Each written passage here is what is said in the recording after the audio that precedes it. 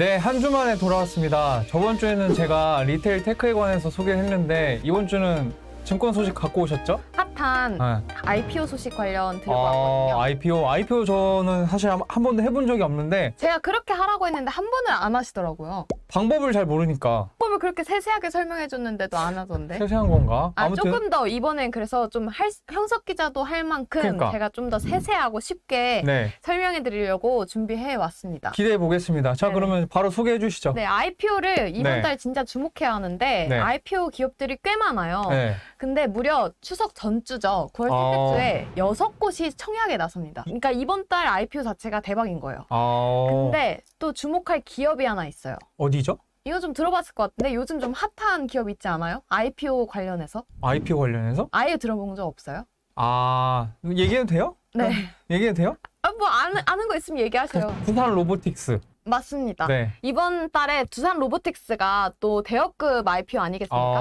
이제 로봇주가 벌써부터 그래서 핫하고 있던데 오늘도 막 급등하고 있더라고요. 그러면 두산 로보틱스 핫한 이유가 뭐죠? 두산 로보틱스는 협동 로봇 관련 산업을 하는 기업이에요. 치킨 로봇 팔, 치킨 튀기는 맞아요. 로봇 팔. 로봇 팔이라고 생각하시면 좀 편할 것 같은데 치킨을 튀기거나 아니면 빕스에서 뭐 쌀국수를 해준다거나 이런 노동 인력을 좀 대체할 수 있는 그런 네. 민간과 협업해서 같이 일을 할 수 있는 그런 협동 로봇 산업을 하는 기업입니다. 근데 두산 로보틱스가 왜 핫하냐? 지금 협동 로봇 산업에서 국내 1위 기업이에요. 여기가 1위예요? 네, 시장 점유율을 제일 많이 차지하고 있어요. 어느 정도 돼요? 점유율로 치면은? 그러니까 글로벌 점유율이 어느 정도 되나라고 제가 그건 자료를 또 냈더라고요. 그래서 네. 봤더니 한 5%가 되는데 이게 세계 중국을 제외하고는 세계 4위고 네, 중국 포함하면 한 세계 5위 정도 되는 기업이에요. 네. 그러니까 나름 좀 로봇 산업이 핫한 데다가 지금 또 대여급 공모주가 오다 보니까 네. 지금 IPO 투자자들은 불을 네. 켜고 지금 찾아보고 있는 상황이겠죠. 음. IPO 들어갈 기업이 없었잖아요. 지난달 또 조용했고 네. 이렇게 대여급 이제 IPO 음. 시장에서는 투자 심리가 되게 중요하다고 해요. 그래서 네. 전문가들이 이 기업이 얼마나 좋고 또 얼마나 성장성이 좋고 이런 기업도 중요하겠지만 제일 중요한 거는 사람들의 투심이 어디로 가고 있느냐. 시장 반응이 두산 로보틱스로 지금 향하고 있잖아요. 그래서 이런 시장 분위기가 조성됐다는 것만으로도 흥행을 보장했다라고 하고 봐도 될 것 같아요. 네. 그럼 나 이거 받으려면 어떻게 해야 돼? 그 방법을 그래서 알려주세요. 그 방법을 네. 지금 최대한 머리싸움을 해야 합니다, 여러분. IPO를 진행할 때는 대표 주관사가 붙어요. 네. 이렇게 뭐 증권사가 판매를 해야 하니까 네. 이렇게 IPO 중개사라고 하죠. 그 기업과 투자자들 사이에서. 네. 근데 이건 무려 9곳이 붙었어요. 그러니까 외국계 합해서 9곳이고 이제 우리는 외국계에서는 어차피 청약을 못 하니까 네. 국내 증권사를 하면 7곳이에요. 7곳에서 이 두산 로보틱스 IPO를 주관하는데 어떤 곳에서 투자하는 게 가장 유리할지를 살펴보는 게 중요하겠죠. 근데 보면 한국투자증권이랑 미래에셋증권이 가장 네. 많은 주식수를 배정받았거든요. 이게 정해진 주식수에서 이제 네. 주관사별로 몇 개씩 가져갈 거 아니에요. 그래서 많은 주식수를 보유한 증권사에 들어가는 게 더 확률은 높겠죠. 그러면 한국투자증권하고 미래에셋증권에다가 해야 되는 거네? 그렇긴 한데 또 좀 주의해야 될 게 주식을 많이 보유하고 있다고 들어가면 다 거기로 몰리면 뭐 수능 입시할 때도 빵꾸가 나잖아요. 그러니까 이제 워낙 그 배정 물량이 적은데도 사람들이 너무 안 몰렸으면 경쟁률이 또 저조할 수가 있거든요. 뭔 말인지 알겠다. 네, 그래서 제가 추천드리는 거는 청약이 지금 21일부터 22일 날 일반 청약은 진행이 되는데 22일까지는 좀 지켜보시다가 경쟁률을 보시고 또 실시간으로는 유튜브도 있고 또 실시간 경쟁률이 계속 보일 거거든요. 네. 그래서 보면서 이제 어느 주관사가 가장 경쟁률이 낮은지 보시고 들어가는 게 중요할 것 같아요. 그래서 너무 경쟁률이 높다 보면 아예 배정을 못 받으실 수가 있으니까 네. 그 경쟁률 잘 보셔서 균등 배정 물량이랑 비례 배정 물량까지도 좀 챙기실 수 있었으면 좋겠어요. 이 경쟁률 구하는 거는 너무 좀 복잡하니까 유튜브 그 당일날 아마 끝까지 계속 스트리밍을 하실 거예요. 그 청약 끝나는 시간까지 계속 하실 테니까 참고하셔서 들어가시면 좋을 것 같고. 그러면 나는 이제 어떻게 청약을 해야 되냐 이게 궁금한 거죠.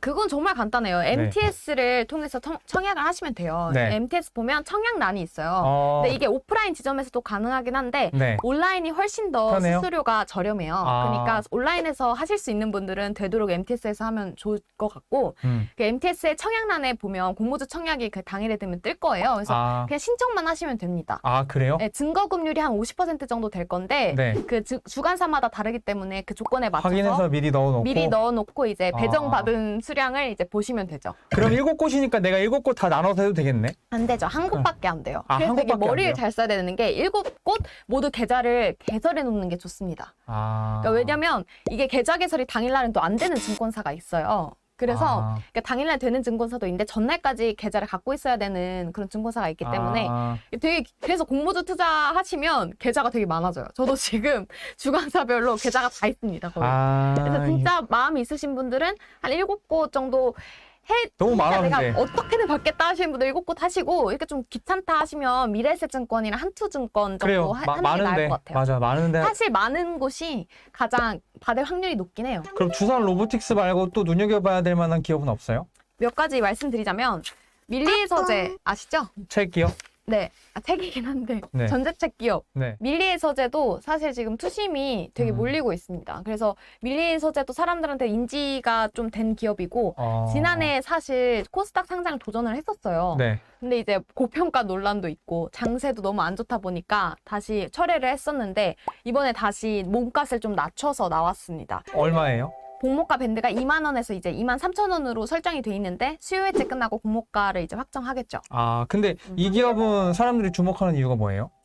밀리에서제는 일단 국내 최대 독서 플랫폼 기업이고 그래도 상장을 도전하는 첫 독서 플랫폼 기업이라는 점에서 좀 주목을 인기를 하는군요. 끌고 있죠. 네. 이제 유통 물량도 낮췄고 자기 몸값도 낮추다 보니까 이거 매력 있는데? 라고 생각을 하시는 분들이 꽤 있는 거죠. 사실 지금 다른 전문가들은 뭐 개인적인 의견일 수도 있겠지만 그분은 기사님 그냥 다 들어가세요 이러시는 거예요. 지금 IPO 하려는 기업들이 다요? 그래서 외워야 돼. 이번 달 망할 수가 없대요. 지금 공모주가 안 나왔었어가지고 네. 지금 나오면 사람들 다 지금 공모주 불을 켜고 들어갈 거라는 거예요. 그리고 그래요? 웬만하면 다 지금 사양 산업이 아니고 다 성장 산업이래요. 그래서 밀리에서제 말고 또 그럼 뭐 있어요? 밀리에서제 말고 신성 ST라고 2차 전지 관련 기업이 또 있어요. 2차 전지요? 좀 핫한 분야네. 핫한 분야죠. 2차 전지 전장 부품 기업이다 보니까 업종으로도 핫하고 수주 잔고 자체도 지금 이미 따놓은 게 1조 5천억 원이 넘는다고 해요. 그래서 실적이 꾸준히 나오고 있기도 하고 업종도 핫하다 보니까 관심이 많이 가고 있는 것 같고 네. 레브 코퍼레이션도 지금 유일하게 글로벌 인플루엔서 플랫폼 기업으로 IPO에 도전하는 거기 때문에 좀 관심 있으신 분들은 주목해 보셔도 좋을 것 같습니다. 그러면 지금까지 기업도 굉장히 많이 나왔는데 저 같은 이제 투자자 입장에선 IPO 할 때 옥석 가리기가 중요하잖아요. 그렇죠. 그럼 증권 신고서에서 어떤 걸 좀 유심히 봐야 됩니까? 아무래도 증권 신고서가 되게 방대하다 보니까 네. 몇 가지 좀 추려보는 게 좋을 것 같은데요. 네. 이게 자금 조달 목적을 일단 보셔야 됩니다. 네. 왜냐면 세무 상환이나 자기 회사의 비탄감을 위해 자금을 조달하는 기업들이 있어요. 네. 그 기업들은 성장성이 없다고 보면 되죠. 그래서 그런 기업들 좀 조심하셔야 되고 이 유통 물량 주식수를 보시는 게 중요해요. 유통 물량 주식수가 적을수록 좀 팔 수 있는 주식 시장에 나올 수 있는 그 주식 물량이 적기 때문에 네. 조금 더 안전하고 또 유리하다고 합니다. 그래서 유통 물량 주식수가 적은 주식을 좀 살펴보시는 게 좋을 것 같고요. 그리고 좀 연결해서 의무 보유 확약 기간이랑 물량을 좀 보시는 것도 중요해요. 그러니까 기관 투자자나 최대 주주가 어느 정도까지 이거를 못 파느냐, 어느 정도까지 보호를 해주냐, 이거를 좀 보셔서 그 기간이 긴 기업을 투자하시는 것이 좋겠죠. 네. 그리고 이제 투자 위험 요소는 당연히 확인을 하셔야 돼요. 왜냐면은 기업들이 사실 우리 회사 이거 안 좋아 라고 말하기 좀 쉽지 않잖아요. 네. 근데 이제 금감원에 꼭 공시를 해야 해요. 이거는 의무적으로 자기가 고백하는 시간이기 때문에 투자 위험 요소를 좀 확인하시고 어떤 위험이 있겠다. 이라는 걸 확인하시고 투자하면 좋으실 것 같습니다. 알겠습니다. 말씀해 주신 거 보고 저도 한번 두산 로보틱스 증권 신고서 한번 유심히 봐보겠습니다. 맞습니다. 사업 위험, 투자 위험 다 보시기 바랍니다. 네, 알겠습니다.